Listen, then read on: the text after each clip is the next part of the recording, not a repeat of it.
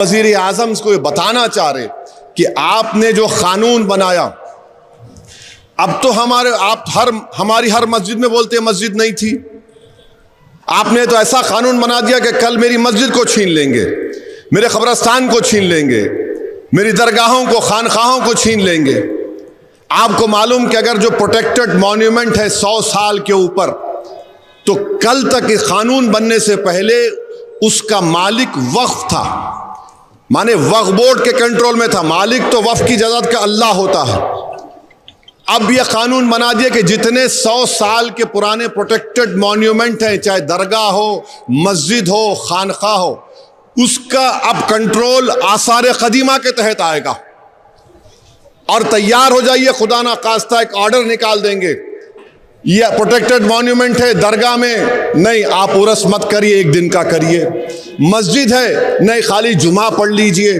खानका है, जरूरत नहीं है, बोसीदा है, गिर जाएगी। और इसका रास्त असर आप देखेंगे संभल की मस्जिद का जो मुकदमा चल रहा है, इस तरह का कानून बना दिए। अब तो हम हमारी मस्जिद को भी जाने से छीनना चाह रहे, हमारी मस्जिद नहीं, हमारी मस्जिद नहीं थी, कोई और है। अब हद तो यह हो गया कि इस देश में आई लव मोदी बोल सकते, बट आई लव मोहम्मद सल्लल्लाहु अलैहि वसल्लम नहीं बोल सकते। कहां लाके जाएंगे इस मुल्क को आप? आई लव मोदी बोलो, कोई इतराज नहीं, पोस्टर लगाओ, खुश हो जाएंगे। मीडिया के लोग 10 आके बोलेंगे, और एक 10 बुरखा पोश खवातीन को रखो, एक 3-4 को रखो, दाढ़ी टोपी, देखो ये लोग लेके चल रहे। मगर अगर वही लोग आई लव मोहम्मद सल्लल्लाहु अलैहि वसल्लम बोले, नहीं नहीं नहीं, ये ठीक नहीं। क्या करना चाह रहे आप इस देश का? अगर मैं मुसलमान हूं तो मोहम्मद सल्लल्लाहु अलैहि वसल्लम की वजह से मुसलमान हूं। मैं कुछ है ही नहीं, उससे आगे और पीछे कुछ भी नहीं है। वो बोले जन्नत, मैं बोला है। वो बोले जहन्नम, मैं बोला है। वो बोले कुरान अल्लाह का कलाम मुझ पे उतरा, हम बोले आमीन, हम मानते हैं उसको। अब आप बोल रहे ये भी नहीं। क्या करना चाहते आप? 17 करोड़ की जनता भारत में रहती है जो मुल्क की आजादी में हिस्सा लिए थे। ये यकीनन हम बोलेंगे कि तशद्दुद नहीं होना चाहिए, वायलेंस के हम कंडेम करते। मगर आपका प्रधानमंत्री आपका पोस्टर लगाएंगे तो खुश, और मैं अपने नबी का, रसूल का पोस्टर लगाऊंगा तो क्या कर रहे?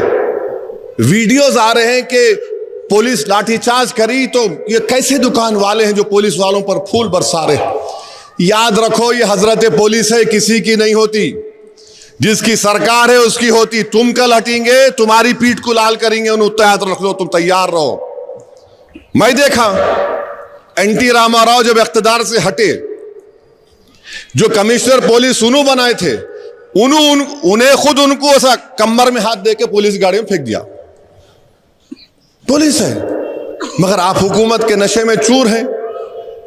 मगर एक बात आपसे कहूंगा, जो पोस्टर लगा रहे, याद रखो वो मोहम्मद सल्लल्लाहु अलैहि वसल्लम का नाम लिखा हुआ है। मुसलमानों, उलमा इकराम से पूछ लो, किसी का नाम नहीं था मोहम्मद दुनिया में सिवाय आपके, हमारे आका मोहम्मद सल्लल्लाहु अलैहि वसल्लम के। पहला नाम था जिसको मोहम्मद रखा गया। तो याद रखो, नाम की बेहुरमती ने लगा दिया, हवा से गिर गया, हवा से गिर जाता है, तो फिर क्या करेंगे आप? तो अगर लगाना है एहतियात से, एहतराम से, एहतराम करना जरूरी है।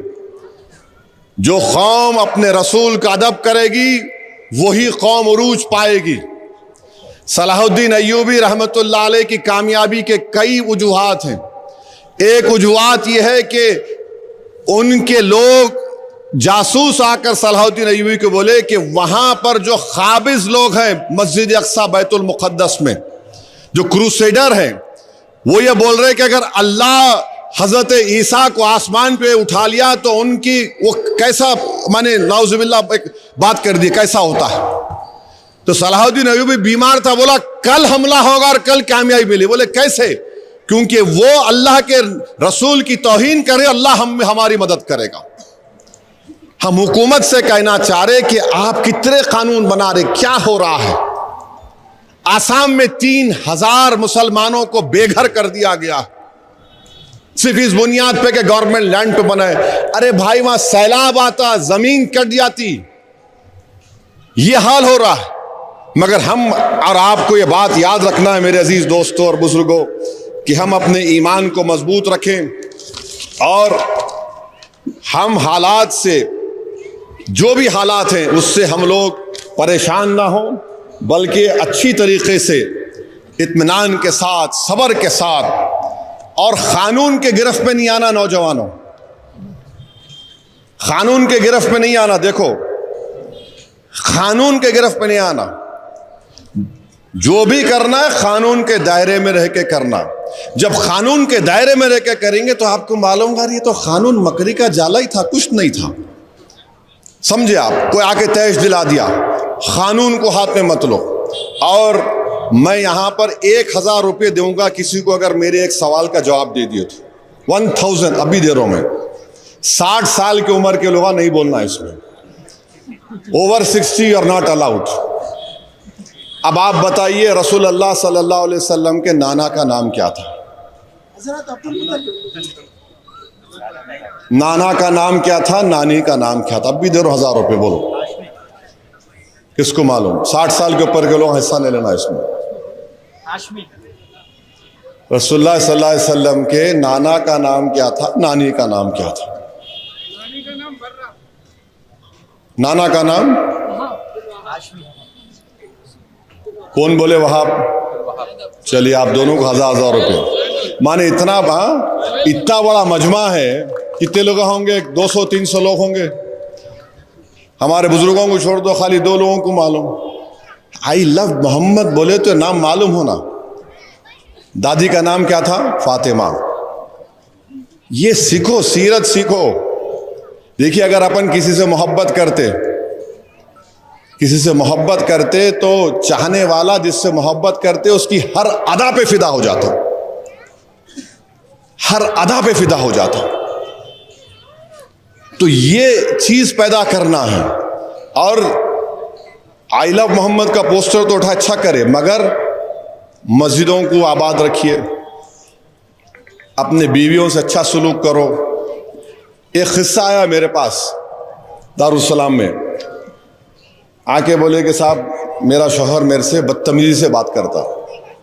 मैं उनके शौहर को जानता था, बुलाया उनको।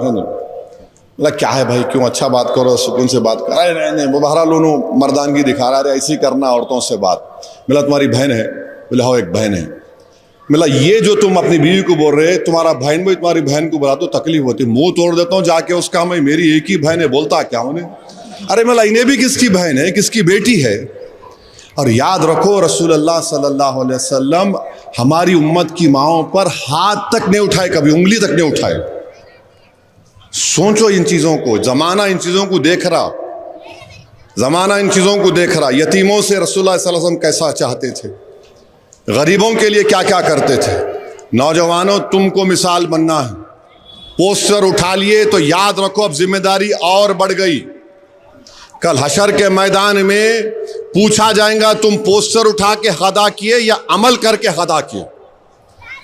इस बात को आप ज़हन नशीन करिए। तो बहरहाल वो कौन है भाई जो बोले सही बोले आ जाओ, इलेक्शन से पहले दो, वरना बोलेंगे वोट लेने के लिए पैसे दिए।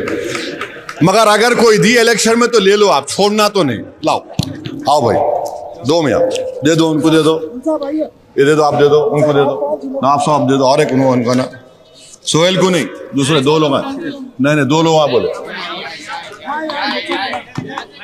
हाँ लो भाई। नहीं 2 लोग बोले, मैं सुना, उन्होंने बाद में बोले, सुन के बोले। तो बहरहाल 10 साल हम लोग मौका दिए और मैं आपसे वादा कर रहा हूं कि जुबली हिल्स में जो आपके मसाइल ज़ेर तकमील हैं, मैं वार्ड वाइज आपको बताया हूं इंशाअल्लाह ताला। वो काम हम चीफ मिनिस्टर से करवाएंगे। रेवंत रेड्डी मेरे को वादा किए और बोले कि असद भाई थोड़ा टाइम दो मेरे को, और इंशाअल्लाह हर वार्ड के जिम्मेदारों को मैं खुद लेके जाकर बिठाकर काम करवाऊंगा। और क़ब्रस्तान का मसला है, एक अलकापुर में एक ज़मीन है वफ़ की, जो हमारे कौसर साहब जाके देखे, और 1-2 जगह है। ज़रूरी नहीं है कि उसी जगह मिलना, मगर अगर है गवर्नमेंट की लैंड, इस पर लीगल केस नहीं है, तो यकीनन मैं करवाने की कोशिश करूँगा। आप तमाम से गुजारिश करता हूँ कि एक अच्छा फ़ैसला लीजिए। आने वाले ज़िमनी इंतखाबात में एक मुकामी नौजवान को आप कामयाब करिए। और दूल्हे भाई की तलवार भी बीच में आएंगे। बस दूल्हे भाई की तलवार आते देखो आप। अब क्या है उसके माने, वो बुजुर्गों से पूछो तो ज़रा उनसे बच के रहो। दूल्हे की तलवार कितनी रहती, दूल्हा रहता चल जाता उन्हें, मगर आपको एमएलए चाहिए जो ये सब काम करा सके आपके लिए। तो ये गुजारिशात मेरे को आप तक करना था।